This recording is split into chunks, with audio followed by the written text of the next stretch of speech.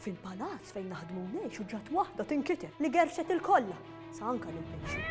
Is-sinjura qamet ħanxar għax l-istatwa li kellha għebet. Ir-rid sartu antika u tal-familja qalet. Jien ma nafx tarala. Tixxammu, rata mqaret. Kont qed ngħidilkom, għax dil-koka qasmet l-qalbi bir-riħa. Anka Bertu l-porter sparixxa. Fejn maru ġej lura jien ma nafx u kolli nammetti għalhekk għandi naqadiqa.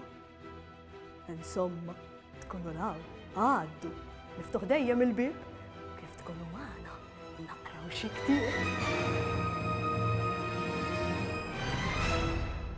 Ma, għaset jirnexxi li norqod bil-lejl. Serqu l-istatwa minn ġo dar istess. Tistgħu temnu? Ħanaqra xi ktieb ara. Katrina u l-Pulizija. Darba waħda, Katrina marret il-festa ma' omma, missiera u huwa Ġuże. Katrina libset libsa sabiħa għal-festa. Hija kienet ferħana ħafna li kien se jkun hemm il-banda u l-bejja tal-ġugarelli. Kien hemm ħafna nies. Kif waslu, il-mama wisset lil Katrina biex iżommilha ida. Katrina kienet daqsxejn imqarba u ma tantx kienet tobdi lill-ġenituri tagħha. Katrina rad bejjeħ tal-ġugarelli. Hija telqet tiġri biex tara x'ġugarelli kellu. F'daqqa waħda, Katrina ma baqgħetx tara lill-omma, lill-missiera jew lil huwa. Katrina bdiet tibki ħafna. Pulizija li kien fil-viċin resaq lej Katrina u staqsija. Għalfejn qiegħda tibki? Katrina qaltlu x'kien ġrala. Huwa kien liebet uniformi pulita u kellu wkoll beritta fuq rasu. Il-Pulizija qalilha li hu kien se jagħmel minn kollox biex isib lill-ġenituri tagħha. Il-Pulizija beda jdur mat-toroq ifittex lill-ġenituri tat-tifla. Huwa dar ħafna toroq u staqsa wkoll xi bejja tal-festa. Katrina! Wara ftit fil-bogħod il-Pulizija ra raġel jgħajjat. Ir-raġel beda jistaqsi lin-nies jekk kienux raw tifla ċkejkna b'xara skur. Minnu fih il-Pulizija ħal il-Katrina ħdejn missiera. Kemm feraħ il-papa xirra lil Katrina mal-Pulizija. Il-Pulizija qal lil Katrina biex qatt ma terġa' titlaq minn ħdejn omma u missiera. Il-papa rringrazzja lill-Pulizija.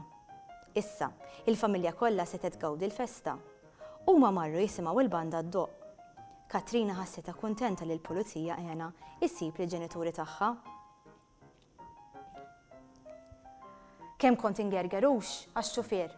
Ħa, reġa' qiegħed tard. Insomma, għandi ċans naqra ktieb ieħor. Lillilu u Ġuġu Ġuż. Wara d-dar ta' Lillilu l-cowgirl u Ġuġu Ġuż il-cowboy kien hemm l-istalel taż-żwiemel. Kull filgħodu qabel imorru l-iskola, Lillilu u Ġuġu Ġuż ingħatfu l-istalel u jitimgħu l-iżwiemel tagħhom. Imbagħad jinħasslu u jilbsu il-ħwejjeġ favoriti tagħhom mingħajr ma jinsew il-kappella l fuq rashom. Jieklu xi ħaġa ta' malajr u jmorru l-iskola biż-żiemel.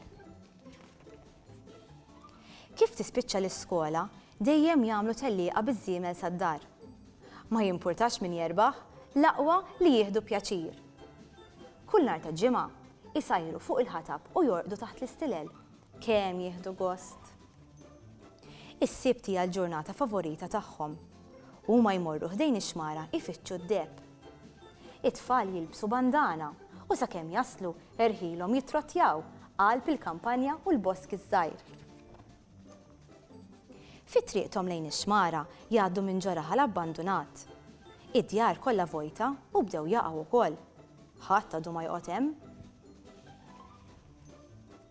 Kif jaslu ħdejn ix-xmara, Lillilu u Ġuġu Ġuż jagħtu tuffiħa liż-żwiemel. Huma jmorru ħdejn l-ilma, jiġbru t-tajn minn qiegħ ix-xmara u jgħadduh mill-arbiel. Lillilu u Ġuġu Ġuż qatt ma sabu xejn ta' valur imma xorta tkun ġurnata mill-isbaħ. Il-ħadd joqogħdu jilagħbu ħdejn id-dar. Darba marru ħdejn l-istalel u ħadu qata. L-istalel kienu vojta. Lillilu fitxet wara l-istalel u Ġuġu Ġuż mexa saħdejn il-grada. Iż-żwiemel ma deru kien.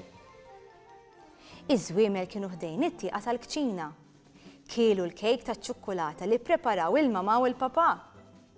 Ġuġu Ġuż kien pront qabad iż-żiemel bil-ħabel.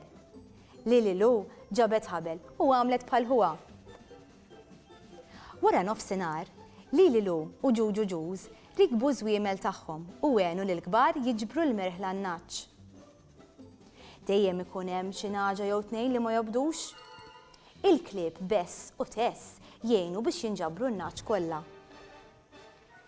Sa flaxija, Lililu u Ġuġu Ġuż ikunu għajjanin.